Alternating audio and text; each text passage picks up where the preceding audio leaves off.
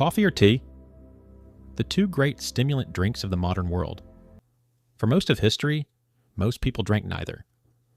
What am I, a peasant to you? We're talking about the empires that ran on caffeine, bro. Because these two drinks fought a quiet turf war that stretched across oceans, and their respective territories carved the globe into two enormous economic blocks that we still live inside today. Tea in the east, coffee spreading through the west, and a fault line running between them that had almost nothing to do with taste, and almost everything to do with who owned the ships, who owned the land, and who owed the money. What caused this split, and more importantly, what surprising side effects did drinking coffee versus tea have on the economies, the politics, and even the daily rhythms of the people caught on either side of the line? And how did a couple of caffeinated leaves and beans quietly redraw the map of global power? Well, let's talk about it. So what's the main driving force that decided whether a society ran on coffee or on tea? It wasn't flavor, and it wasn't even geography in the simple sense. It was the plant, and then the empire that got its hands on the plant. Tea comes from a single evergreen shrub, Camellia sinensis, and for centuries the entire supply of it grew inside one country. Coffee comes from the beans of the coffea plant, which was first cultivated for drinking in the highlands of Yemen and Ethiopia. Both plants are stimulants because both produce caffeine as a natural pesticide, a chemical the plant evolved to poison insects that a much larger primate later decided to brew on purpose. And here's the strange part. These two drinks that feel like opposites, one delicate and floral, one dark and bitter, are chemically doing almost the exact same thing to your brain. They both block the receptor that makes you feel tired. The difference was never really in the cup, it was in the trade route. Tea was domesticated first in southwestern China, where people had been drinking it for well over 1,000 years before Europe even knew it existed. For most of that history, China was effectively the only source of tea on Earth, and that monopoly turned a leaf into one of the most valuable commodities in global trade. Coffee's spread came later, moving out of the Arabian Peninsula, where the port of Mocha in Yemen became so central to the trade that its name still sits on cafe menus today. From there, coffee traveled north into the Ottoman world, where the first coffeehouses appeared in the great cities of the 16th century, and then across the Mediterranean into Europe. What's fascinating is that this dividing line, coffee to the west, tea to the east, didn't follow climate or even culture in any tidy way. It followed the wake of ships. It followed which European empire showed up in which harbor, and what that empire decided it could sell you.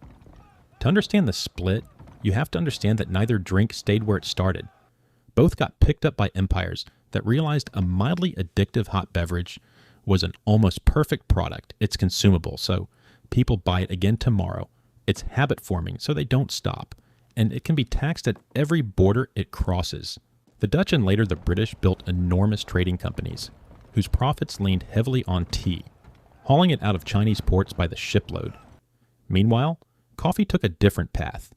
The Ottomans guarded it, then the Dutch smuggled live plants out and started growing it in their colony on the island of Java, which is exactly why Java became slang for a cup of coffee in the first place.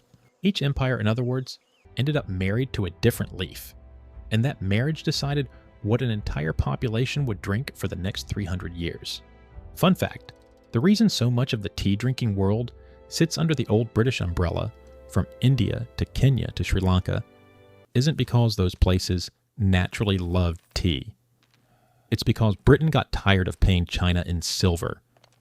So the British East India Company did something staggering.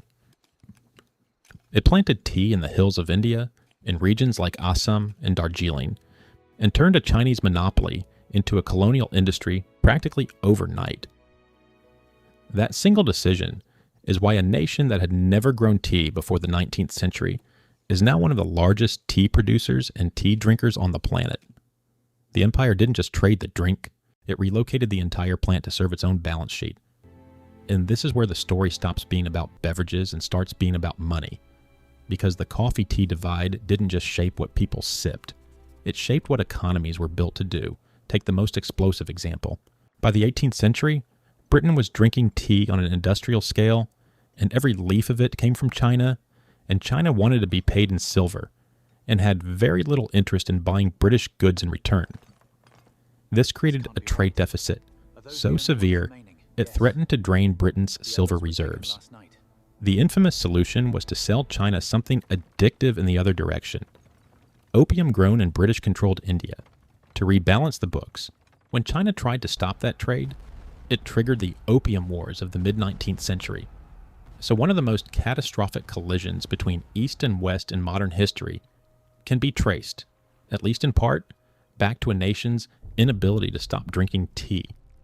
Coffee wrote its own economic story on the other side of the world, and it was every bit as heavy. As European demand for coffee exploded, colonial powers went looking for places to grow it cheaply and at massive scale, and they found the tropical New World. Coffee plantations spread across the Caribbean and then, most consequentially, across Brazil, which by the 19th century had become the dominant coffee producer on the planet, a position it still holds today. But those plantations ran on forced labor.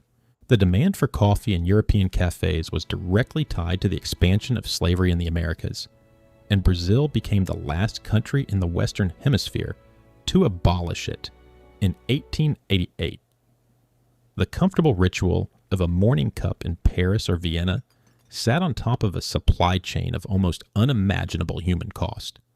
Coffee didn't just wake people up, it reorganized entire continents of labor to keep the cups full. So what were the actual differing effects on the coffee drinking world compared to the tea drinking world? Maybe the first that comes to mind is the shape of public life itself, because the two drinks built two very different kinds of social space. When coffee arrived in Europe and the Middle East, it came bundled with an institution, the coffeehouse, and the coffeehouse turned out to be one of the most politically dangerous inventions of its age. In 17th century London, coffeehouses were nicknamed penny universities because for the price of a cup, you could sit for hours and listen to merchants, writers, and philosophers argue. They became hubs of news, business, and dissent. In fact, several of the great institutions of modern finance grew directly out of London coffeehouses, including the origins of the insurance market that started in a coffeehouse run by a man named Edward Lloyd, and the gatherings of traders that fed into what became the London Stock Exchange. Kings and sultans alike periodically tried to shut coffeehouses down precisely because they understood what a room full of caffeinated men talking politics could do. Tea, in the tea-drinking world, tended to build a different kind of ritual, one turned inward rather than outward. In China and Japan, tea culture leaned toward refinement, ceremony, and hospitality inside the home or the tea house, with the Japanese tea ceremony evolving into a formal art form governed by principles of harmony and restraint. Even in Britain, tea became domestic in a way coffee never quite did. It moved into the parlor, into the ritual of afternoon tea, into a symbol of order and household respectability. Where the coffeehouse was loud, male, and public, the tea table was often quieter, more private, and more tied to the rhythms of the home. Two drinks, two completely different theaters of daily life, and the line between them tracked almost perfectly. The line between the coffee empires and the tea empires. This is fascinatingly well exemplified by looking at how the two drinks show up at the birth of nations. Consider the founding myth of the United States. One of the sparks of the American Revolution was, quite literally, a fight about tea. When the British government backed the East India Company's control over the colonial tea trade and taxed it, colonists in 1773 boarded ships in Boston Harbor and dumped an entire cargo of tea into the water. The Boston Tea Party turned a beverage into a political weapon, and in the aftermath, drinking coffee instead of tea became something close to a patriotic act in the young United States. To this day, the U.S. is a predominantly coffee-drinking nation, while much of the former British Empire stayed loyal to the cup. A single act of protest over a taxed leaf helped set the drinking habits of a superpower for the next 2.5 centuries. Now you might be wondering, was every part of the world neatly sorted into either coffee or tea? Well, not exactly. There were transition zones, places where the line blurred and both drinks fought for the same throats. The Ottoman Empire and the wider Middle East are the clearest example. This was the heartland of early coffee culture, the place where the coffee house was practically invented, and yet over time tea surged through the very same region. Today, Some of the highest tea consumption rates on Earth are found in Turkey and Iran, nations that sit almost exactly on the old frontier between the coffee world and the tea world.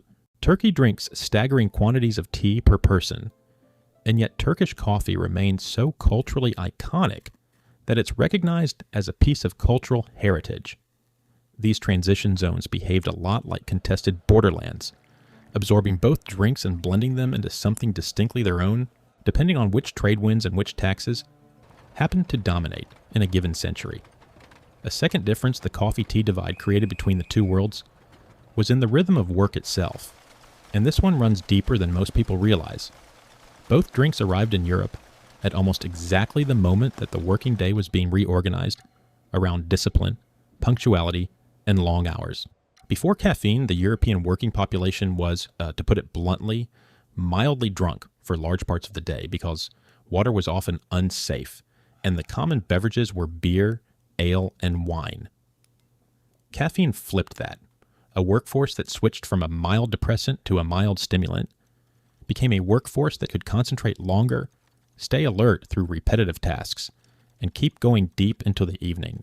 Historians have argued that the rise of coffee and tea helped grease the gears of the Industrial Revolution, replacing the foggy alcohol buzz of the medieval day with the sharp, sober focus that factory work and clerical work demanded. The drinks didn't just wake people up. They helped invent the modern idea of the productive, punctual worker. But the two drinks pushed on that new work culture in slightly different ways, shaped by who could afford them and how they were served. Tea, once Britain flooded the market with cheap colonial supply, became the fuel of the working class, brewed strong, sweetened with cheap sugar from the very same colonial system, and drunk in quick breaks that eventually crystallized into the institution of the tea break on the factory floor.